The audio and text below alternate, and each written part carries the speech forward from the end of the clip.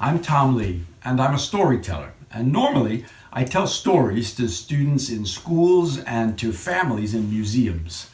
But right now, because of the coronavirus, schools and museums are closed, and most of you are doing your schoolwork at home. So I thought I'd put some of my stories and some art from different museums online so that you can enjoy them at home.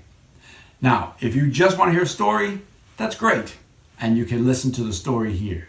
But if you want to dig a little deeper and turn the story into a little bit of a lesson, then you can go to my website, which is www.tomleestoryteller.net. And there you'll find pictures that connect to the stories that I'm going to tell. And these pictures are artwork that come from some of the greatest museums in the world. And what I'd love you to do is download some of those images, print them out, and really look carefully at them before you listen to the story. You could even make a sketch of the artwork. It's something I love to do in schools. I love to look at artwork with students and ask them to sketch it. Now, some students love to sketch. They can't wait to do it. And some are a little bit hesitant and they say, "Oh, Mr. Lee, I can't sketch. I'm a terrible drawer." That's nonsense. Everybody can sketch. And what's important about sketching is not whether you make a beautiful picture or not. What's important about sketching is that you look really carefully at the artwork, that you slow down and study it. Look in detail. We see so many pictures these days on our televisions, on our computers, on our phones. We very seldom stop to look carefully. But when you're looking at a great artwork, a lot of thought went into it. So you can put a lot of thought into looking at it. And sketching is a great way to do that. So please, give it a try. Download the picture, print it at home, and then just sketch it out on a piece of paper with a pencil. And what I love is to see your sketch. You can send them to me on my website, www.tomleestoryteller.net. Send me a message and include your picture, and then I can post your pictures on the website. So the story that I want to tell you today is a story about Apollo. And Apollo, you probably know, was one of the great gods of Greek mythology. He was one of the sons of Zeus, and he was extremely powerful. He was the god of light. He was the god of music. He played on his lyre. The story I want to tell you is about Apollo and Cupid. Now, Cupid is another god, and he's a little funny because he's usually shown as just a child, sometimes even a baby. At Valentine's, you often see Cupid running around with his bow surrounded by hearts, and he looks totally harmless. Don't be fooled. Cupid is a very powerful god. And his bow and arrow is almost as powerful as Apollo's bow and arrow. Cupid had two kinds of arrows that he used in his bow. One had a golden tip, and the other had a lead tip. Now, if Cupid shot you with his golden tipped arrow, you didn't feel it, you didn't know it, it didn't hurt you, but it made you fall in love. It made you fall hopelessly, totally in love with the very next person that you saw. And if Cupid was in a good mood and he wanted to be kind, he would shoot that person with a gold arrow, and the two of you would see each other. And it was love at first sight. But if Cupid was feeling naughty, or if Cupid was angry, he might shoot you with a golden arrow, but shoot the other person with his lead arrow. And the lead arrow was not an arrow of love. It was an arrow of hate. And you would see the person and you would say, "I love you." But that person would see you and think, "Oh, you're horrible. Get away from me." Love and hate. And Cupid would watch all of this and he would just laugh. That's the way the gods could be sometimes. Now, I want to tell you about the story of Apollo and Cupid. The people of Pythia had a terrible problem. There was a monster living in their land. It was a serpent, a kind of dragon, horrible. It was called the python. Now, the python was 100 times worse than any python we might have on earth today. This was in olden classical times, and this was a real demon, a monster. And Apollo came down from Mount Olympus, and he took his bow and his arrows, and he shot that monster. He shot it many times. He destroyed it. And he was proud of what he had done. Apollo was always very proud of himself. But along came Cupid, and Cupid had his bow and arrow. And when Cupid saw Apollo's bow, he said, "Oh, I see you and I are the same. You have a bow and I have a bow." But Apollo looked at the little boy god and said, "Ha! You think your bow and arrow is equal to my bow and arrow? No, you're just a child. What do you have? Love. What do I have? Power. Go away with your little toy bow." Now that wasn't a very smart way to speak to Cupid, because now Cupid was angry at Apollo. And Cupid said, "You think I have no power just because I'm a child, just because I'm small? You're going to learn just how much power I have."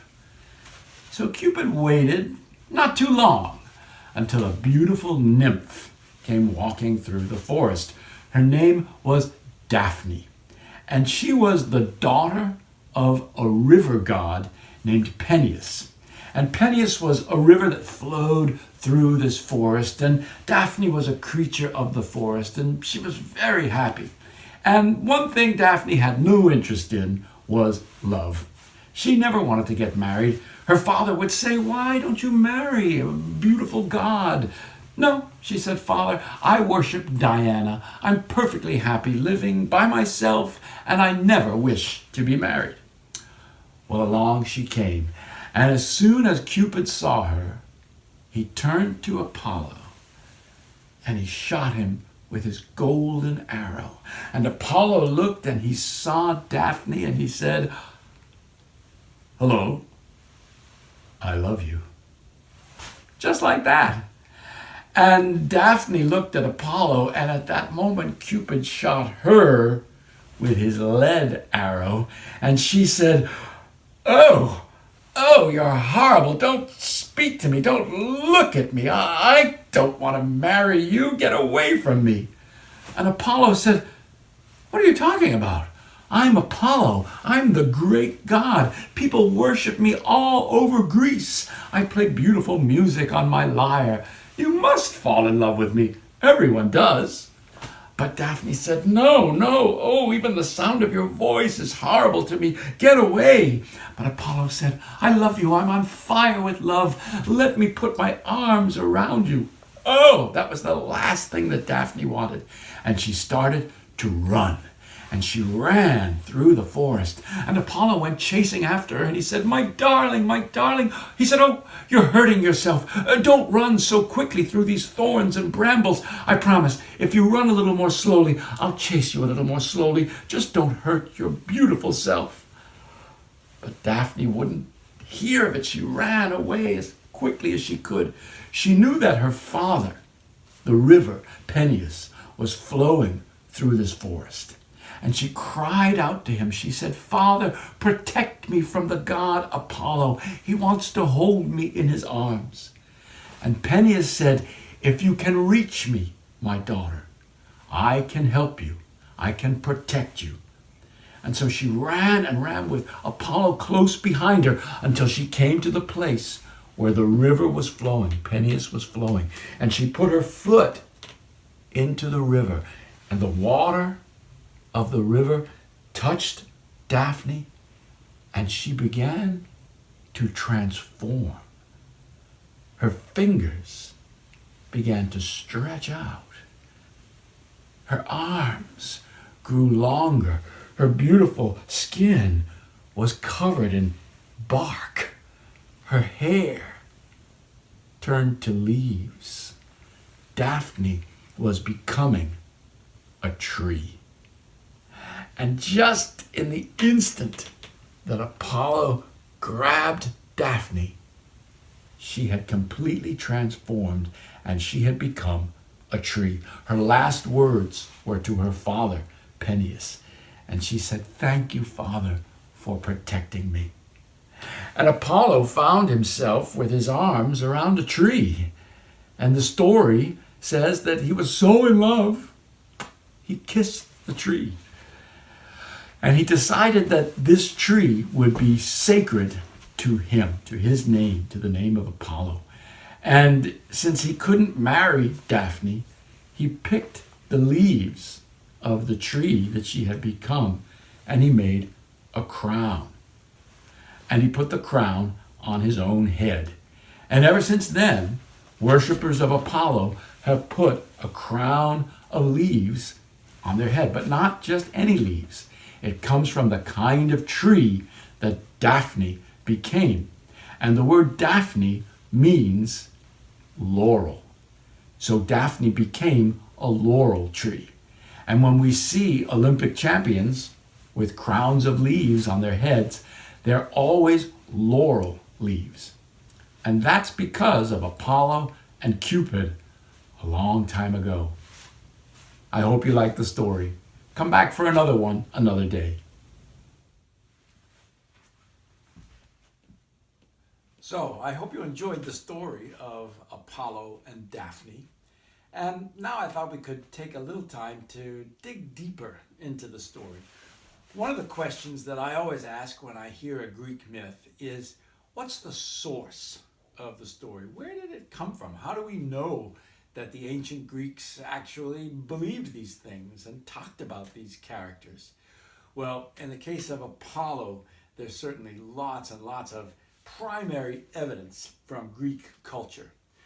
One example is this flask that was made about 2,500 years ago in Athens.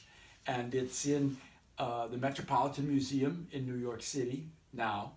And most museums in the world have some examples of this ancient Greek pottery. There were thousands and thousands of jars and flasks and bowls and cups, and they were painted almost always with scenes from Greek myths. Hercules shows up in a lot of these, Athena, Poseidon, Zeus, and Apollo. And now when we see them in museums, they're incredibly rare and valuable. But back in ancient Greece, 2,500 years ago, these were pretty commonplace things. You might even have cups or plates or bowls in your own house that are painted by hand, just as these were painted by hand. And they're probably something that you admire and enjoy, but you don't think of them as priceless artworks. But now we can go to the museum and we can see lots and lots of details. So this is one of the pictures that is on my website for you to download. And let's talk a little bit about it. You can see Apollo. We know this is Apollo for two reasons. He's wearing his crown, that same crown of laurel leaves that we hear about in the story, the same crown that Olympic athletes get today. And he also has his instrument in his hand. That's a lyre that he's holding, and he was the god of the lyre, and he would play beautiful, beautiful music. So we know that this is Apollo. And I love to think about the painter who made this flask, and how did he learn about Apollo? Did his mother and father tell him about the gods and goddesses when he was a little child in Athens 2,500 years ago? It's kind of fun to think about. The other picture that I put on my website for you to download or look at in detail, and I hope make a sketch of, is this sculpture by Bernini. And Bernini lived a long time after ancient Greece. He was making sculptures about 400 years ago. The sculpture that he made of Apollo and Daphne was sculpted about 1625. And all the time in between, from 500 BC until 1625, right up until today, people have told the stories of Apollo and Zeus and gods and goddesses, and the story of Daphne and Apollo. And if you take a look at this sculpture, it really is amazing. It's one of my very favorite sculptures in the world. It captures, I think, just one instant in time, this moment when Daphne has begun to transform. Look up at her hands and her fingers, the way they're beginning to change into leaves and even twigs. And she seems to realize what's happening. But look at Apollo's face. I don't think he gets it yet. I don't think he quite knows what's about to happen. And I love the way they're moving. Look at the way Apollo's foot is up in the air and his hand is sticking out and Daphne's arm is reaching up in this beautiful sort of curved motion. It's kind of incredible that the statue stands up and that it doesn't fall over, that it's perfectly balanced, even though it seems to be going in all kinds of different directions. Another way that we know about the stories that people were telling in ancient Greece, 2,500, even 3,000 years ago, a lot of the writing has come down to us today. And some of my favorite writing are the Homeric hymns. And these are hymns that people would have prayed to the various gods and goddesses. This is a wonderful translation by Diane Rayer, and I'm just going to read you a little bit of the hymn to Apollo. I will remember and not forget far-shooting Apollo. Gods tremble as he approaches the home of Zeus. All rise from their seats as he draws near, when he stretches his gleaming bow. Only Leto stays beside Zeus, who delights in thunder. Leto was Apollo's mother, so she doesn't stand up when Apollo walks into Mount Olympus. She unstrings Apollo's bow, closes his quiver, lifts the bow from his mighty shoulders, hangs it from a golden peg on a pillar near his father, leads him to his throne, and bids him sit. So that's how the prayer to Apollo began, and that prayer is 2,500 years ago. Another writing that tells us about Apollo is the Iliad of Homer. This is probably the most famous and certainly my favorite writing from ancient Greece. And the whole story of the Iliad begins because there's a quarrel among the Greek soldiers, and it has to do with the god Apollo. One of Apollo's priests comes and an argument begins with this old man who is very faithful to Apollo. And he gets so angry, he asks Apollo to curse the Greek soldiers. This is what he says in the translation of Robert Fagles. The old priest prayed to the son of sleek-haired Leto, Lord Apollo. Hear me, Apollo, god of the silver bow, Lord in power. If ever I burned the long, rich bones of bulls and goats on your holy altar, now bring my prayer to pass. Pay the Greeks back your arrows for my tears. His prayer went up, and Phoebus Apollo heard him. Down he strode from Olympus peaks, storming at heart with his bow and hooded quiver slung across his shoulders. The arrows clanged at his back as the god quaked with rage, the god himself on the march, and down he came like night. Fantastic poetry. But probably the most famous source of the story of Apollo and Daphne comes from the Roman poet Ovid. Now, he was writing in about the year 1, if you've ever thought of that. 2019 years ago, it was the year 1. And Ovid took many, many poems, many stories from Greek mythology, and he turned them into poetry. He sort of wrote his own version of these. But his versions have probably become the most famous versions that most people know today. And he writes about Apollo and Daphne. And there's one little detail I wanted to share with you. It's kind of a joke, I think. I always include it in my retelling of the story. When Apollo is chasing Daphne, and he says, "I'm chasing you because of love. Wretch that I am, I'm fearful that you'll fall. Brambles will scratch your flesh because of me. The ground you're racing over is very rocky. Slow down, I beg you. Restrain yourself in flight, and I will follow at a lesser speed." 2,000 years later, that always makes me laugh to think that she would run a little more slowly and he would chase her more slowly. Ridiculous. Of course, he's going to chase her as quickly as he can. But that's from Ovid's Metamorphoses. And you probably know that word, metamorphosis, as a transformation. And in this book of poems, Ovid took all the stories that where somebody turned into something else. Turned into an animal or a tree or a flower or a constellation, and he sort of put them all together. And that's why that book is called The Metamorphoses, the transformations. So that's a little more information about the story. And I hope you'll follow up on some of this. Check the links on my website. Click through to the Metropolitan Museum, has lots and lots of wonderful examples of Greek art about Apollo and Daphne and Cupid. And please drop me a note. Tell me what you think. If you have questions, if you make a drawing that you'd like to share with me, I'd love to see it. And I'll post those on the website. And we'll keep this going. I'm looking out my window now. It's snowing on March 23rd.